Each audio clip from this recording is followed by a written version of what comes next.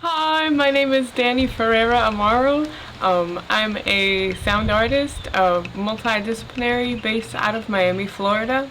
I'm the artist in residence for this year at the Canaveral National Seashore. It's been a great honor to be here and experience the park firsthand, being fully immersed in the park for the entire month. Experiences like these are invaluable for artists to be able to have time for rest and effective production and self-development of our craft. Living in a major city can oftentimes be quite challenging simply because there's a lack of resources, space, and time to move the needle forward in a sense. And this experience has really brought me closer to South Florida ecology and nature, and in turn connected with myself and the sonics of my internal world as well as the external. I'm a fan of slow work. I think much like in nature, things take time, and the fruits of a process that has been honed over time, and with a lot of experimentation and a lot of failure, oftentimes leads to the most rewarding outcome, especially working with music and sound.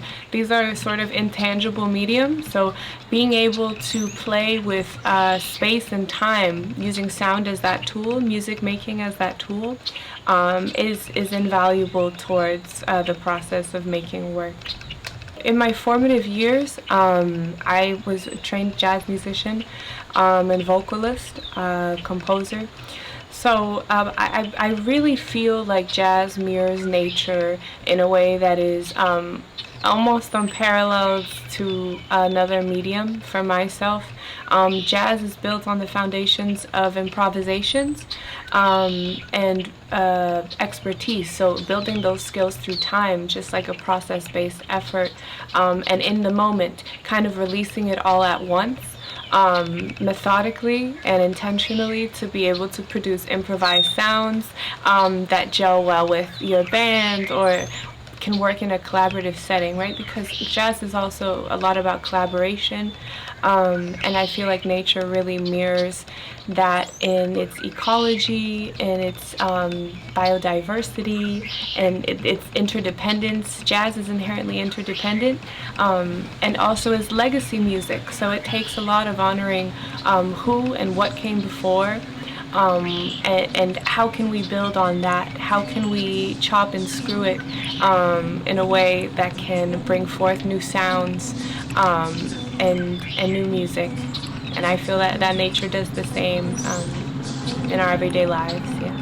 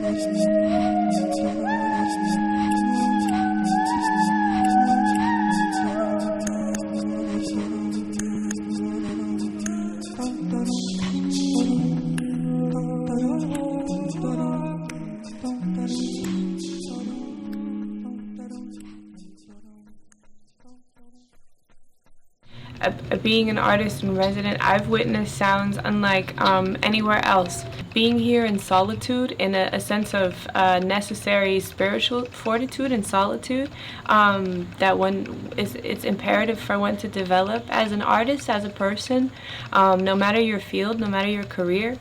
I've kind of gotten in tune with when the sun rises and when the sun sets, and when you're in a major city, that's not really something that's afforded to you. That you can't afford to pay attention to the biorhythms, but just being immersed in the park, you're really aware, and I try to, with every step, kind of pay homage to the natural world in that way, just kind of always listening and being present. Yeah. So for my piece, I've done a pair of audio reactive curtains. They're titled Our Window, and they are paying homage to Doris Leeper. She was an environmental activist, sculptor, and all-around powerhouse individual, really advocating for change. Especially long ago, back in the day, that was even more so quite a feat. I wanted to pay homage to her legacy in being such a revolutionary. The symbolism or motif that encompasses the work is ironwork that's commonly seen across the global south. So that includes Miami, that includes South Florida, the Caribbean, and South America. For myself personally, I'm a Brazilian Cuban American. In my ancestry, those places, that heritage, the ironwork is commonly seen there. So the ironwork was originally created from West African blacksmiths that were brought over by the Great Tragedy, the West African slave trade. And then they brought on their skills, and in order to protect their homes, decided to come up with their own unique motifs. So you can see there is such a diversity across ironwork, and that's in part because each person would bring their own unique story and symbolism, and tell their story through the windows. So the symbology, the iconography in my piece uses the Sankofa motif. Now this is a proverb and a symbol in the shape of a heart. It's kind of a heart curving inwards and then back out. The spiritual essence of that symbol is to look back at what was lost, bring it into the present in order to bring it to the future. So that is Sankofa, and adorn Doris's house in this style, to be able to bring pieces of myself into the park and honor her in that way. I would like to thank Canaveral National Seashore. I would like to thank Friends of Canaveral, the volunteers that day in and day out do the work in order to spread the word of this beautiful, beautiful place. I would like to deeply thank the rangers who have facilitated everything in the park and made it so welcoming, and I would like to thank the Atlantic Center for the Arts for giving artists like me the opportunity to be able to continue the good work.